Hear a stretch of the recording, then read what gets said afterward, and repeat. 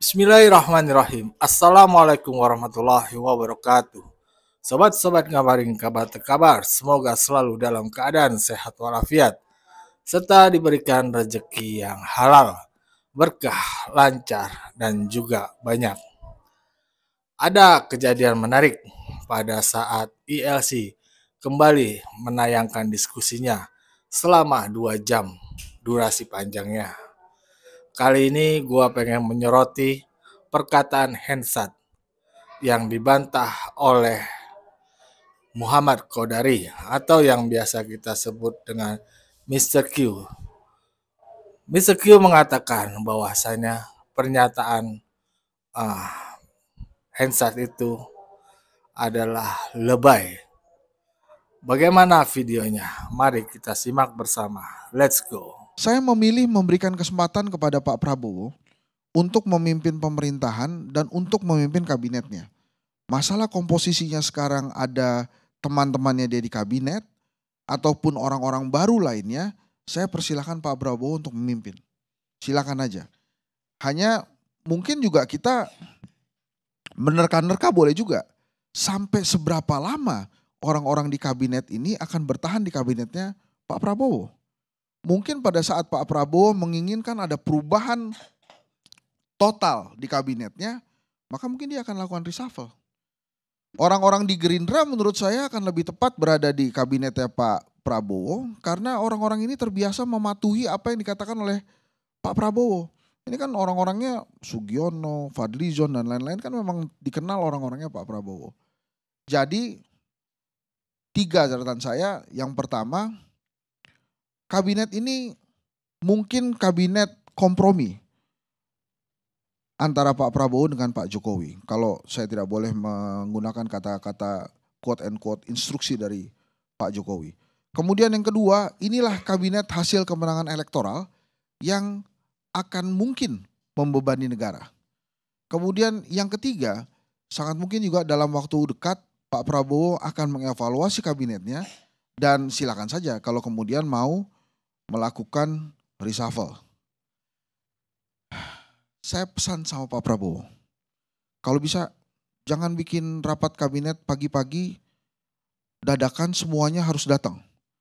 Karena kalau semuanya harus datang, menteri plus wakil menteri ada 100-an lebih plus plup itu tuh si forrider itu bisa macet Jakarta. Jadi tolong sampaikan Bang. Jadi kalau rapat itu kalau bisa menterinya dikasih jeda waktu lah. Ekonomi jam 7, nanti hukum jam 9. So kalau rapat bareng-bareng town hall gitu bisa macet juga Bang. Kita capek juga nih kan, apalagi kita misalnya kantor di sini nih. Dan pasar di sebelah tuh. Satu aja keluar, terus lagi keluar lagi. Wah, banyak banget. Ya, bisa berhenti setengah jam tuh Bang. Itu luar biasa. Saya kembali kepada judul aja. Pertama soal kabinet gemoy. Mungkin diluruskan dulu. Gemoy itu agak salah kaprah diasosiasikan dengan gemuk.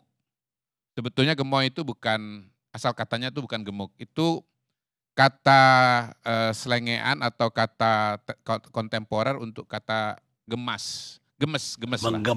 Menggemaskan ya, atau lucu. Jadi bukan gemuk sebetulnya. Walaupun saya paham juga istilah gemuk ini disematkan kepada kabinetnya Pak Prabowo karena jumlah kementeriannya yang lebih banyak dibandingkan dengan sebelumnya. Kita belum tahu pasti berapa jumlah kementerian yang akan dibuat, apakah 44, apakah 45, apakah 46. Dan kita juga sebetulnya harus agak hati-hati dalam memberikan komentar pada hari ini termasuk saya.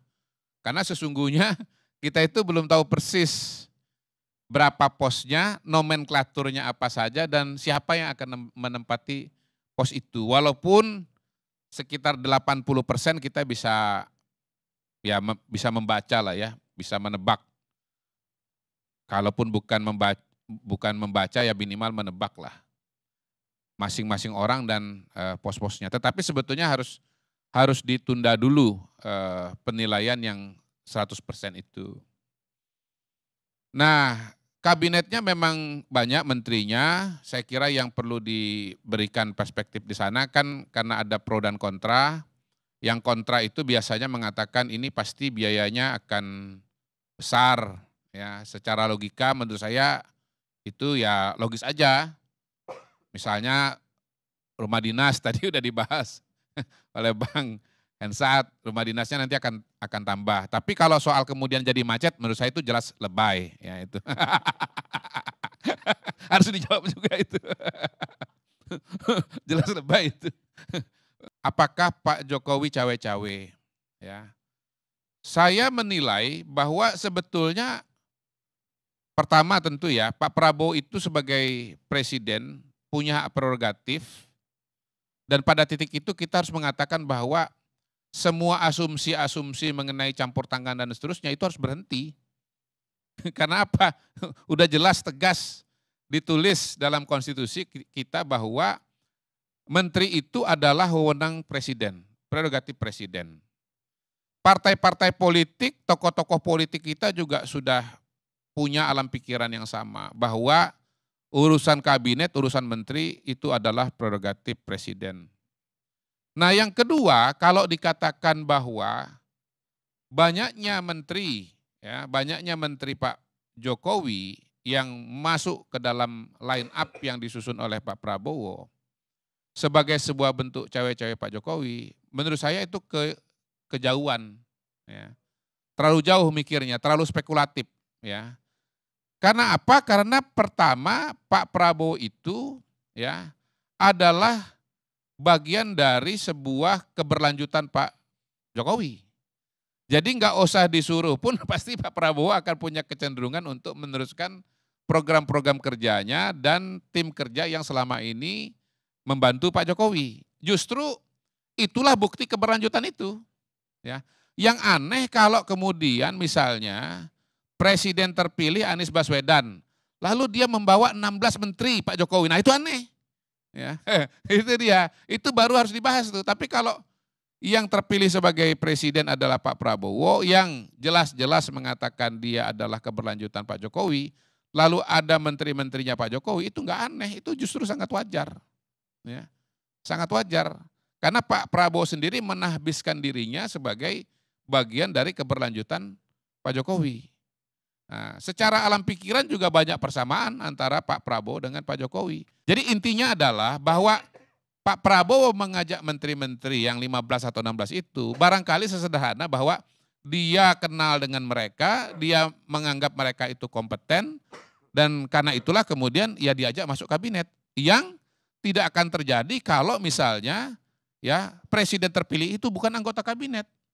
Gitu Bang. Jadi jangan terlalu jauh mengambil suatu kesimpulan yang sebetulnya penjelasannya sangat-sangat sederhana. Terima kasih.